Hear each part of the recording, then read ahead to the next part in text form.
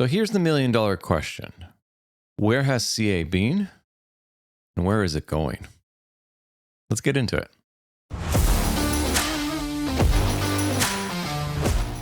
Welcome to What They RFI. I'm Matt Brennan, and this is the podcast all about CA. So it's been a very, very busy week. I literally just got off the plane from Toronto, downtown Toronto, and here I am, back in BC. And I am so thankful. I love Toronto. It's great. But I prefer BC better, especially with my 11-degree weather versus minus 20. What a difference. So why was I even in Toronto? Why, what was going on? Well, every year, every January, basically I connect with my team at Part 3 and we do a strategy kickoff, social meetings, determine roadmaps, our events and everything. And it really kind of lays out the groundwork, what's coming down the future. And let's say I am beyond excited with this team. I am so privileged to be part of this team. And we've got a lot coming down the pipeline. So I figured for this kind of week's episode and continue the conversation we had from the last episode about 2025 and what goals you want to set is, the question for you is, have you actually done that? Have you sat down and written your goals? And if you haven't, please do. Again, go back to that episode and have a listen. But if you're kind of getting stuck of what can you change, well, I figured this would be a great episode to kind of showcase of where CA has been and where I personally think it's going, right? And, through AI and everything, and there's lots to show about this.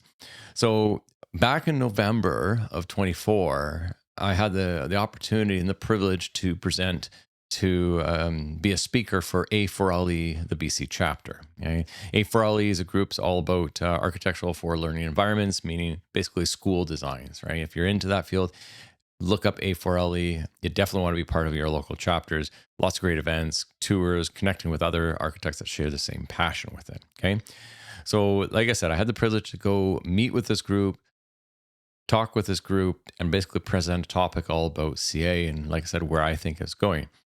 So if you're listening to this, it's awesome. It was this is somewhat of a pre-recorded session based on the speakers and that sense. If you can get onto the YouTube channel, I encourage you, check it out there, and you can basically watch the slides and see me presenting that. But overall, I think you can listen to it in your car and you're going to get the gist of it. But if you want to go back and kind of find out some of the slides or references I made, jump onto the video side and you can definitely see that. So let's get into it. Basically, like I said, the talk was just about the history of CA and where I think it's going. Which I definitely run into AI topics and that kind of controversy, where we've seen it, where it's becoming, and where, ultimately, where do you stand with it? And I think that's the kind of the big encouraging point with it. So enough said, let's get into it. And here's where is CA been and where is it going? And we're live. Excellent. Okay. So thank you so much, Steve. Really appreciate the introduction. As I said, Matt Brennan, been in it for 2 decades. And, I feel like I'm amongst friends here with everyone, right? So I know a good portion of you. So yesterday, there was a number of us went to the KF Center of Excellence. It wasn't the museum because they all took flight. Who went to that? About a third half, which was really good. I love aviation. I've always enjoyed the history of it and just, seeing how it goes. But the reality is aviation really hasn't changed. Like we were seeing that, you take back to when it all started, the Wright brothers, the theory of flight hasn't changed and it will not.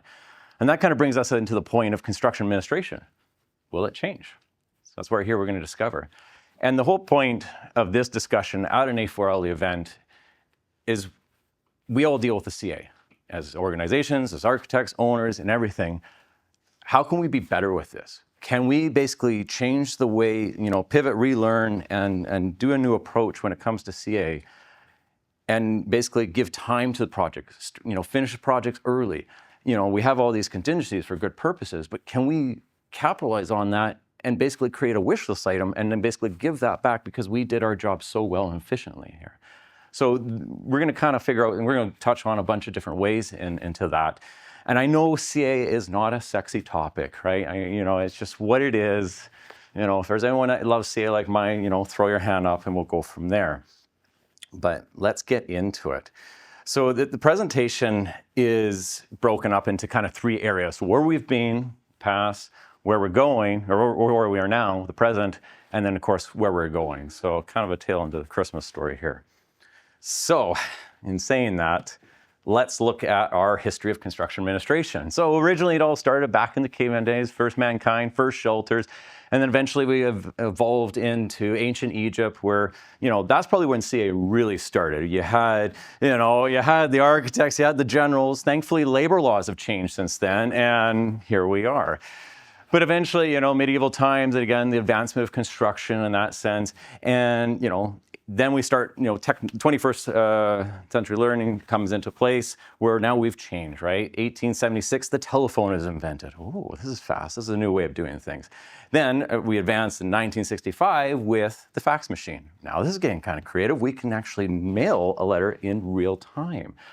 And then somehow I found myself in the timeline I was born, but also AutoCAD was released as well. So, sad that I'm in the middle of this, history, but I feel old, but that's okay. Here we go. The 90s, email came out. This was revolutionary. We are changing the way that we're going to be doing this. This is going to save us so much time. I don't agree with that statement as of today because we get too many emails in the first 5 minutes of me speaking. You've probably already got 10 in your inbox, and I'm sorry. 2002, Revit was bought by Autodesk, and that changed the game. That was a disruptive technology where going from 2D dumb lines to doing something more intelligent, and now we're progressing beyond that. The same year, Procore was launched. I didn't realize it was this long when I was doing my homework. But yeah, it's been out for quite some time, and it's seen a lot of momentum, and we're going to come back to this quite a bit. 2007, you've got your own personal computer right in your pocket, as we've already played with it using QR codes and so on.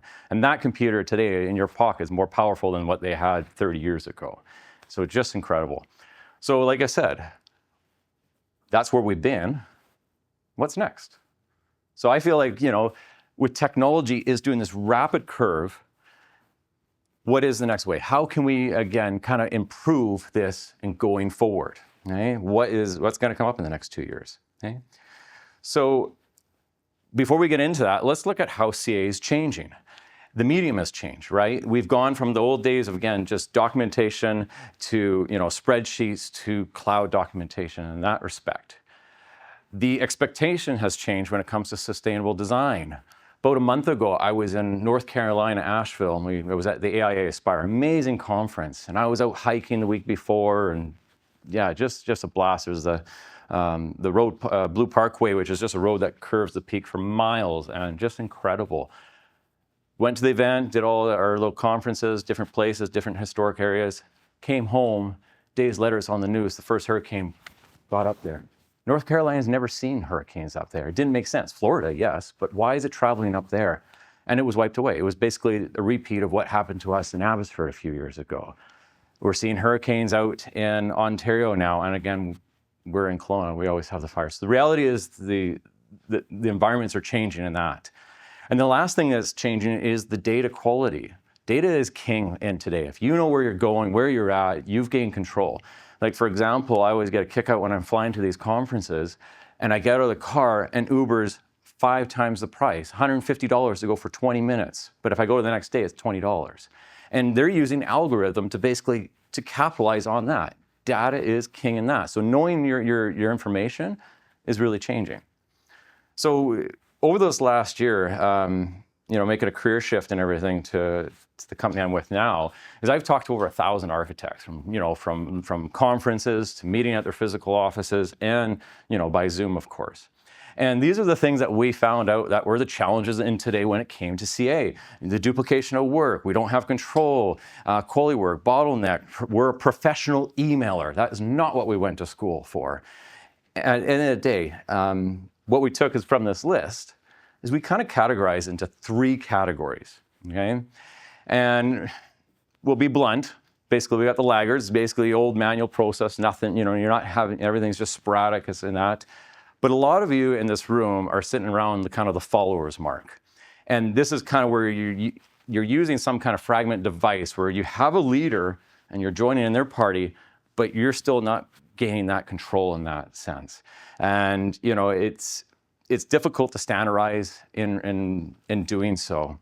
And then there is leaders, and again, I know, there's some of those in this room as well, that are utilizing these tools today's trade and basically being collaborative and using automated tasks. Because why do you want to do something that anyone can do, right? It doesn't matter if it's a student or someone that's got, 50 years of experience, right? How can we be better at what we want to do? So again, not going to shame into that, but in your mind, just kind of pick where you honestly fit in these categories with your firm, your organization. Where do you kind of stand from the technology? And we'll kind of keep this question, pause it, keep it in mind, because we're going to come back to it at the very end after I show you a lot of features here, right? So, and I think this quote resonates so well. Our goal in construction is not to lose all the money made in design. And I guess, like I said, we've all been there with when it comes to CA. How many in this room can resonate with that quote? Yeah, exactly. It's not fun. So is there a better way in that sense? So the thing is, where are we going? And we know where we've been, but what is the plan? So in this case, tender is closed. We're doing our kicked-off meeting, and here's a few practices along with some kind of really cool high-level ideas that I want to share with you. Okay. So first off, let's get into like our daily thing. Let's talk about taking back control. So first off, it starts with the daily site meetings, the monthly site meetings. Is one thing I've kind of learned over the years is you record the meeting notes. You drive the bus. You take accountability. And if it's actually beyond insistent that the contractor runs it, still do your own. You want to have your own records. And the reason is that you're coordinating, you're the CRP in this application. And get into the notes of like noting long lead items, BC Hydro, Fortis. Again, that can screw up a project in a matter of months and in that sense. And also long lead items. We've gone through so many changes over this last couple of years with COVID, and now it's just becoming an excuse on the sides about supply chain issues. And that's something that Steve and Blake and I were talking about last night. Has it improved over the last year? And it doesn't seem like it, not really. So like noting your long leads right from day one, your site kickoff meeting, and controlling that, you're going to basically control the project in a sense. And I think a good example was when we were going to the KF Aerospace building there. I was involved with the KF Aerospace daycare there, right? And again, it's a daycare. It wasn't anything crazy. It wasn't, it's a daycare. But it was almost treated as a school because all the same functions, all the same parts, distribution systems were, like a 9-12 month lead time. Mechanical units were the same problem that we had, and we were trying to find left, right, and center. But we worked with a team together as, architects, as the contractors, trying to find the best way to basically fast track this. So how can we do it? And then the last one is shop drawing schedules. I know the contractor provides this, but hold that topic. We're going to talk about that later. And then the other little simple things that I learned is it'd be amazing to have a TVs in the conference room, in the site trailer. Have it with Zoom, because the reality is, people were getting sick, or two, maybe you just double booked. But the reality is everyone should be a part of that site meeting regardless, period, right? And that's a way of just, bringing that into place. And two, use the screen for drawings, right? Bring up your drawings on screen. You've got it there. How many times have we've basically closed off an argument in that matter of minutes just by pulling the drawings on the screen. Hey, we're not building that retaining wall. Well, don't just have your drawings, but have your IFT, your IFC, addendums, SI2, CO26, whatever. By the way, that retaining wall was issued in tender. We made a change in SI26, and then we issued the stairs in CO27 or whatever the case is. So have your drawings with you. Again, there's a lot of power to that. Okay? So continue to take back control. Who loves Procore in this room? Yeah, no hands, surprise. You feel like this gentleman right here. It is a reality. Procore is here to stay. And if it's not Procore, it's eBuilder, it's Autodesk Construction Cloud, which is even worse in my opinion. It's here to stay. The GCs are evolving. The car industry in manufacturing is evolving even quicker by using AI and functionalities. They can rearrange their whole plant in a matter of minutes, basically become 10% more efficient. We're doing this, right? And we got to talk about that. So the reality is, and two, like a meeting with all these architects throughout the globe, over 60% of the jobs are running through Procore. Like it's just what it is, and rightfully so. It's a great, fantastic tool, no doubt about it. But it's designed for them. And the reality when it comes to this kind of approach is the contractor's taking control of the data. It's not you. They're running the show. They've got all the, the return dates and everything in that. How do you get past that? And two, this tool is inundating us with too many emails, right? I've got clients that are basically set up brand new inboxes just to manage the Procore, and it's a nightmare. And it's not even stuff that's relevant to you. I was getting emails about the painter open up the spec. Don't care. Let's keep going on. And it is very frustrating. So needless to say, there is a solution to basically do this.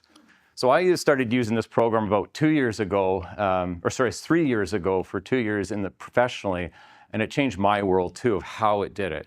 And basically, part 3 would basically take that and connect it and automatically do that automation system. It would link with Procore and so on. And I think the clear message with this is I don't care what you use, but you got to control your own logs, right? When it comes to CA, when the RFIs are coming in, who's it with, when did it get returned to the contractor? Did it result into a change order or a CCN in that respect? How many days has that CCN been out there for the contractor to price? Having this information at your fingertips is extremely powerful. And that goes back to the whole data is king point.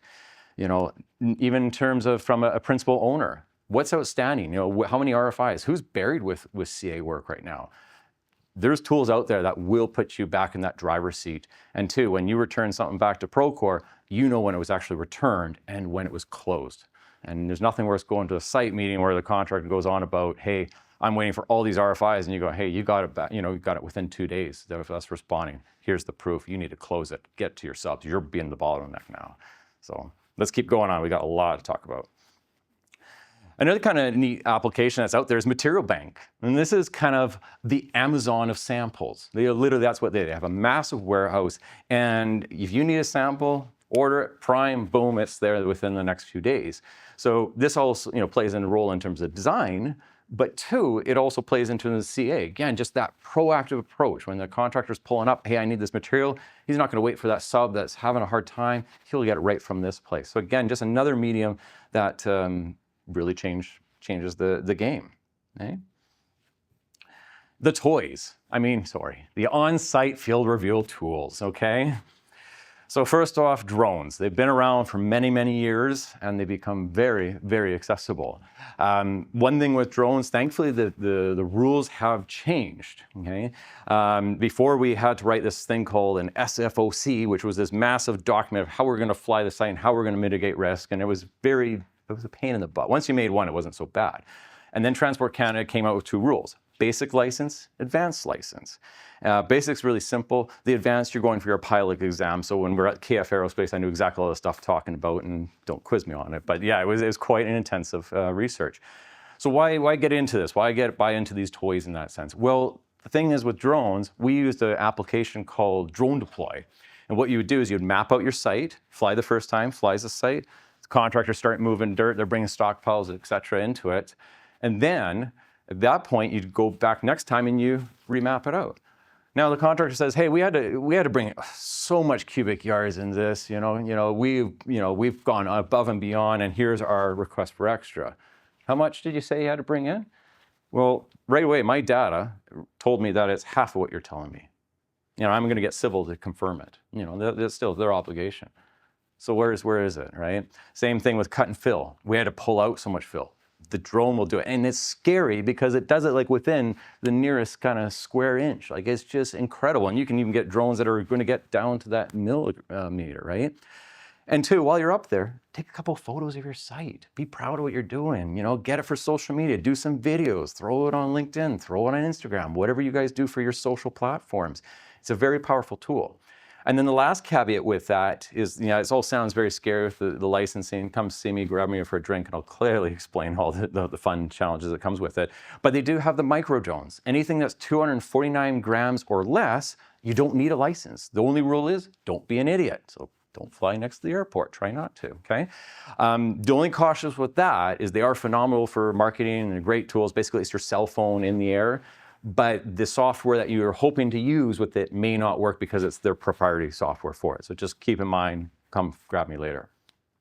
360-degree cameras, amazing. These are like $500. They're very inexpensive. What a powerful tool for, again, during design and during CA. And, like if we did any kind of, we're going to do an addition to this room or something like that, bring your camera in, take the photos. Nothing worse when you get back to, the office and you're like, how did the photos went? Oh, they went wonderful. Did you get a photo of that duct? I'll be back. Didn't get it. The 360 camera is great. It doesn't matter where you point. You've got a 360-degree view. You can put this on Line Viewers. You can share it. We actually even tendered this for one school and put it out there that, hey, this is what the existing conditions are. Even though we did a site walk, here's every single room in 360 degrees. Not going to be the best detail, but the reality is the sensors that are coming on these cameras are getting better and better and better, and they're super high resolution. The only caveat with these cameras, if you're photo shy, don't take it, because every photo you snap, you're in the photo, okay?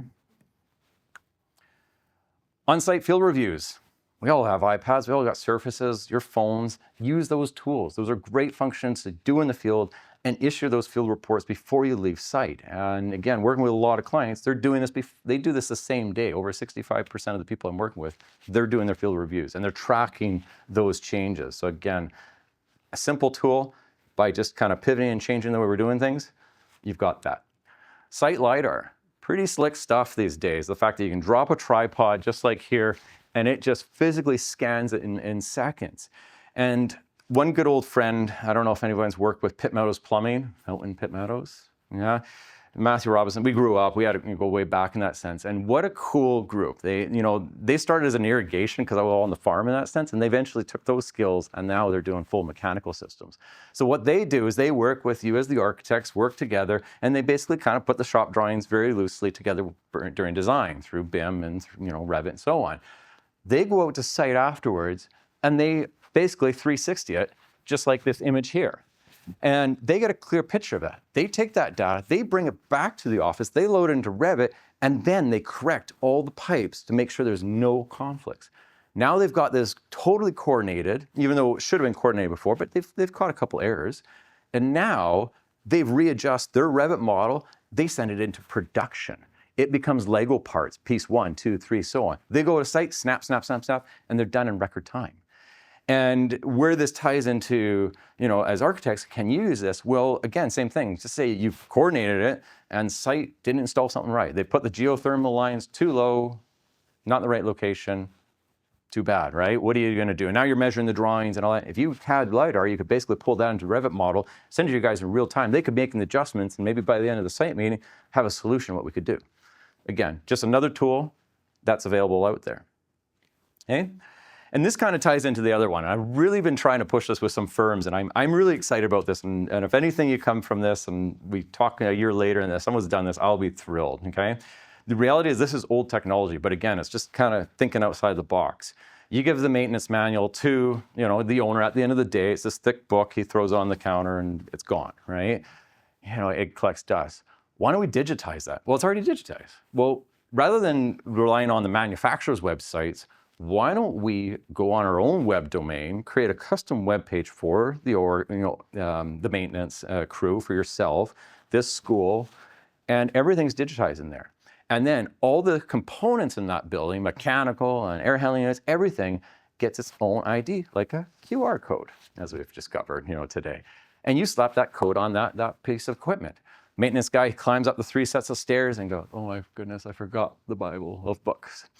No big deal. Pull out the phone, he's got it in his pocket, scans it, right away. There's the whole maintenance manual he needs. It's all digitized, it's all set up, and it's got a whole log record to it. The sky's the limit with this. It's very simple, but yet nobody's captured on this. This is old technology. So again, that kind of new way of thinking, can we do it? And at the end of the day, it's an additional service for you guys.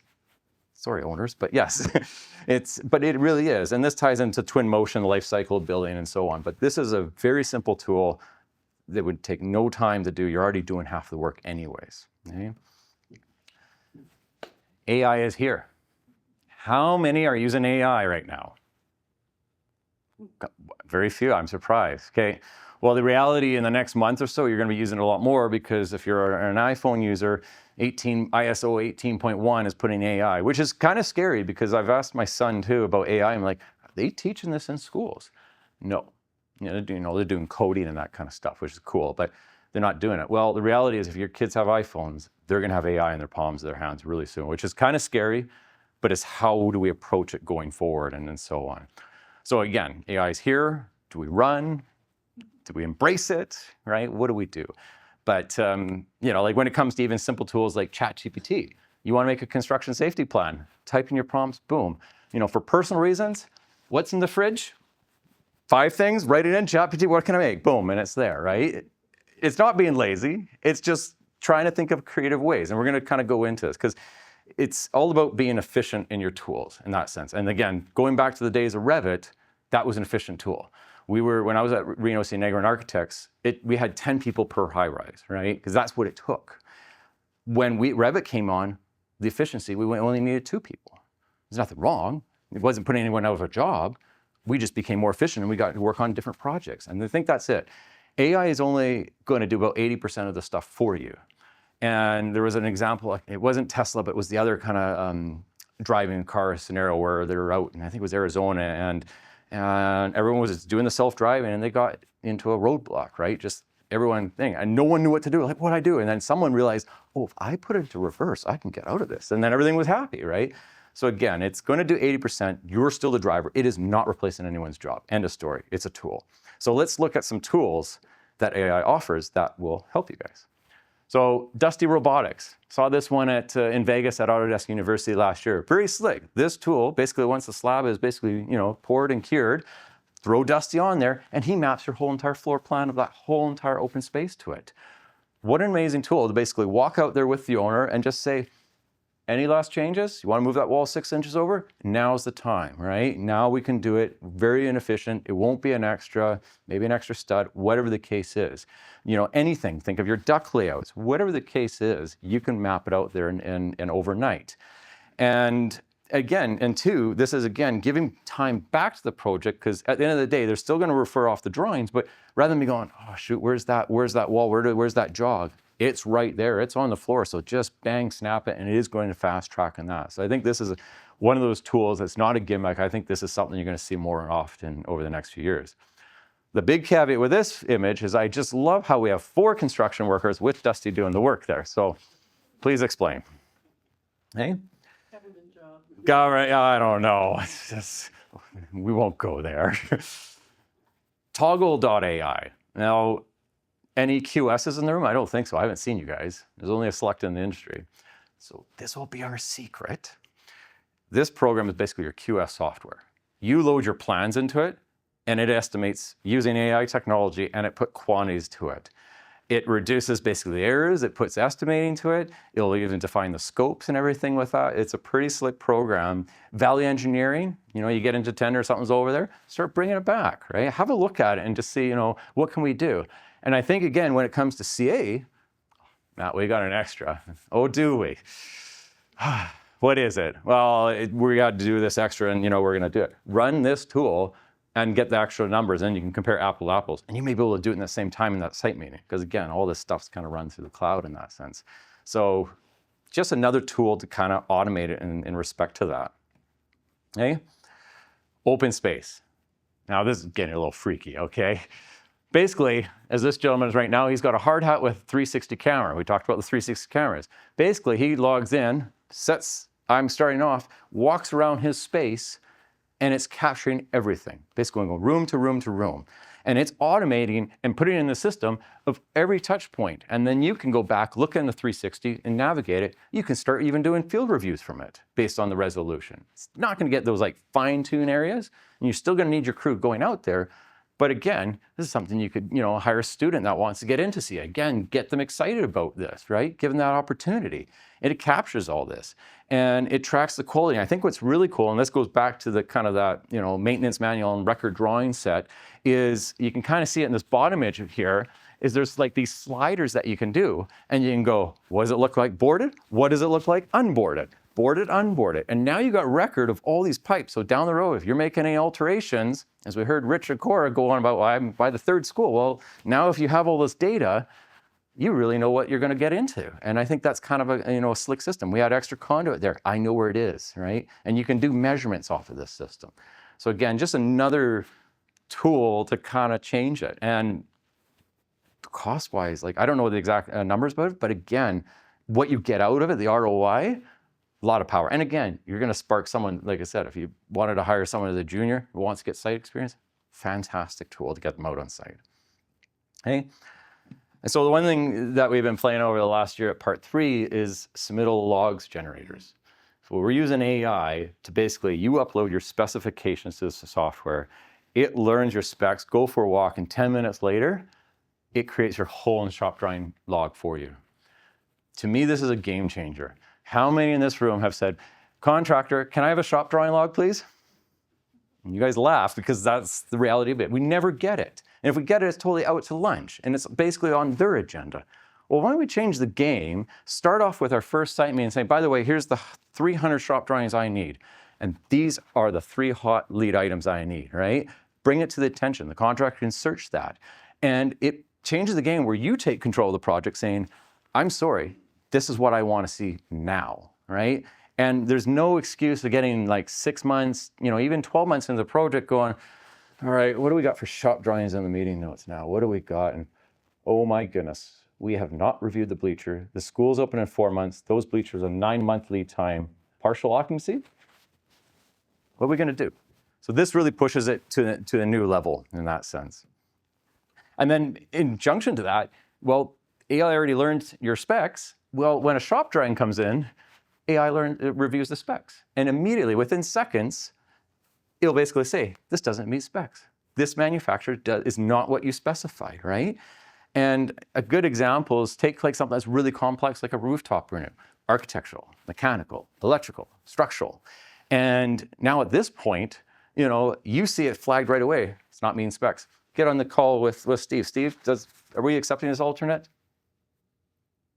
Thank you. So we don't accept the alternate. And at that point, I get right away, revise and reset, boom, contractors gain 3 weeks versus waiting for that mechanical engineer basically come back to the table and say, oh yeah, it doesn't match specs, right? These are fast track tools with that.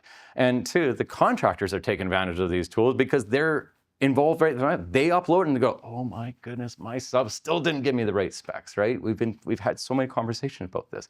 And it also acts as a mentorship tool in that respect too, because you're saying, hey, junior, you want to learn CA? Jump onto it. Use AI to kind of pick up 50% of the stuff, and then we'll meet. Try it out first. So again, just another way where it's data that's just reviewing and it's pumping back to you. And there's more. There's so many out there, and that is the challenge of right now. Is what is the right solution out there? I'll leave it out to you. That's where the fun discussions, do your homework in that sense. But there is some pretty cool things that are coming into place with this. And, like I said, what does CA look like? And I think this quote really resonates very well is AI won't replace humans, but 3 humans using AI will replace 5 humans. Going back to that Revit efficiency, right? It's the same thing. There is tools out there to make your job easier day to day. It's not cheating, right? You still have to be intelligent, back check it. You have to be the owner of it. But again, if it can eliminate some of the errors, yeah. Like one thing with lawyers and stuff, I could not see how AI can be more perfect in that, finding cases and all that and picking out those little details of thousands of different files and cases. But yet they've got to change. The ones that will thrive with it, right? So that's kind of it. But yeah, definitely AI is here. And I think AI is just progressing at such a steep curve. It's not going to be like, oh, where is it going to be in the next 10, 20 years? No, where is it going to be next month? Where is it going to be in 2 years? And it's going to, whether the ones that embrace it are going to thrive, the ones aren't, we'll see where it goes. So at the end of the day, so where are we going? Where is CA taking us? And I think kind of this defining milestone moment, I encourage you, and I'd love to see come back next year and find out, how you guys are progressing, is how can you make it better? You guys are going to go into your kind of leadership planning meetings over the next few months, kind of for 25. 25 is sounding like an amazing year coming up. Even down in south of the border, there's a lot of work happening. So how can we be more efficient in time? Do you want to be doing simple, little tedious tasks, or do you want to get back to drawing? That's what we went to school about. Who wants to deal with emails, right? Let's get back to what it matters. Let's go to our site meetings well prepared, knowing where things are at, and just being proactive and not a reactive approach and driving it home. So that's kind of it. My encouragement, my call to action to you to kind of just be better going forward with it. So Questions? It's got to be something. You a little bit alluded into scanning the spaces and integrating into the Revit model, but one of the hot topics that I heard was digital twins. Yeah. Was there any progress made, and how does those technologies integrate with the idea of creating digital twins for the buildings? So yeah, I did attend a digital twin session because I've heard about it and I've read about it, but I wanted to hear it from someone that was actually doing it. And this was at the RIC Vancouver. I don't know if anyone was at that conference, but they did it. It was interesting because it was relying on one gentleman. And I asked him afterwards, I'm like, so if you just quit, get hit by a bus, what happens to this model? And really, what is it offering too? Because it was like you kept coming back, and I don't know, I'm being a negative Nelly here, but I just kind of think like you as architects, yeah, you're gonna have your school district where you're gonna do the building. And then again, like what Richard said yesterday, hey, we're gonna do an expansion, we're gonna update this. Then you go back to your Revit models and you update it. Digital twin was just kind of making it this model to play with down the road, and at a cost at what reason? So happy to have the conversation and learn more, because again, I haven't used it personally, but I've seen the presentations and I don't quite understand of why pay for something that we know we can walk in the building, we know it's working or it's not working in that sense, and do it. I don't know, care to bounce and counter me on that one?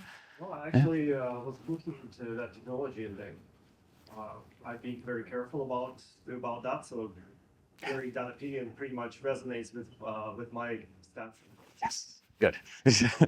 But no, seriously, the fact that you're relying on an outsourced company, and if they say close off shop, then who owns the data? And it goes back to that, who owns the data? So again, and why give it away? Like, you're the architects, you guys can quickly, control that. And again, that's all goes to this extra layer of service of this life cycle when it comes to maintenance. Now that you mentioned data, I have a list of questions if you want. Oh, go, yeah. Anyone else before we, yeah, go for it. You mentioned data. Is there a way to control data residency for all those tools, especially do your homework, absolutely. Like, that's the thing, is like, where does the data is, what's shared, and all that kind of stuff. Like, I can't speak for the other companies that I showed off, but like, I know part 3, like, it's your data in that sense, and it's not shared, it stays within the project, stays within the organization. So yeah, you definitely do your homework with that. Is it an outside learning model? In our case, it's an inside learning model, but yeah, I can't speak for the other individuals that are running it. And I got a question or more comment. Yeah. I appreciate your feedback. So I'm totally supportive of the idea. We've all battled this ongoing battle our whole careers of us versus the contractors. Yes. Yeah, that's right. It was one of those comments. Yeah. Technology is out there now, that in the AI that we can use to improve our position, but they equally have access to that. Yeah. Those technologies as well. So is there just the same amount of we push and then they just push back again? And I don't know if there's an answer to this question. It's just a concept I have that we end up in the same place. Right. And not to be salesy, and I'll keep this really short and sweet, but like, the thing is, Procore is here to stay. And Procore is an amazing program, right? It's meant for the GC. When Procore came out, I was at Buildex and I'm like, this is a solution as an architect to go and basically use. And they just said, no, you have to buy it per project. I'm like, we have like 200 projects in the office, right? And only 80 of them are NCA. Well, we take a percentage. That's not how this works, right? And again, it was totally geared towards the contractor. Autodesk Construction Cloud, I thought, oh, Autodesk is coming to the playing field. They're going to develop a software for architects, because guess what? They got their hands in our pockets, right? They're making Autodesk products for us. But they go and make a program that's a competitor of Procore. What the heck, right? And that is just, there's nothing out there for a solution. Like I said, like, sales aside, like I said, that's why I used the program for 2 years, and that's why I jumped ship to go to this, because I feel that this is the golden goose when it comes to CAs. No one's doing it, and rightfully so. It's been really cool. So you still maintain your data, contractors still maintain it, but at least you've got control now. You've got record of your own stuff. If we ever went to mitigation and said, Steve, that's it, I'm launching a court action, doesn't matter. You've got your data still in your hands, and I've got mine. Versus you're relying on the contractor. He cuts you off, Procore. You're just based on what you got in your flooded inbox. Yeah. Well, if there's no further questions, find me. That's my QR code to my LinkedIn profile. I love connecting with you guys. I'm very active in that. You'll see me going for runs and hiking and all that kind of stuff at these conferences. And then I know some of you have seen, but yeah, about a month ago, 6 weeks ago, I launched a podcast called What the RFI. So check it out. It's all about CA. And but definitely give it to your younger crew, your younger generation that are just wanting to get into it. And like, it's honestly, it's just my knowledge of doing this for so long, hearing all the stories, and just trying to make you, pass the knowledge, put it forward. So thank you. So what did you think? You inspired? Curious now? These are some of the things that you want to try. And did any of the AI inspire you to kind of push a new boundary to kind of try something different with it? Do you feel that CA is kind of stuck with amongst our profession, right? Do you feel that we haven't advanced yet the contractor continues to advance on the side? Should we be letting the contractor to run the job? What is your take? My take is it should be the CRP. It should be you that's running the job and taking control of it. The contractor's going to be taking control, but you should be taking back control. So again, kind of where, part of the conversations that we, and that were noted in this session, where do you stand with it? Okay. And most of all, do we need to advance in this area? Again, this kind of goes back. Do we agree just that we're good, we're content, we're happy? Or does this side of things need to shake up? Do we need to, change the game when it comes to CA to be more efficient? Half the time that, as you saw in the quote in the speaking session, the money's already burned. We're trying not to lose money in CA. So is there a better way of doing it? I think so, but I want to hear your thoughts. So again, drop me a comment, shoot me an email, go on LinkedIn, whatever way. I'm curious to hear your honest feedback about this controversial topic. But that's kind of it. I hope this is kind of inspired. It's spurred you on to kind of think of new ways about CA, where it could be going, and ultimately just be a better you and kind of your day-to-day practice. Get time back in your life. And that's what I ultimately want to see with it. So to be honest, I am exhausted this week. Like I said, traveling to and from Toronto. I am done. I am cooked. I'm probably going to have a nap after this. But before all that, architects, keep designing, and contractors, keep making those blueprints reality. We'll see you on the next one.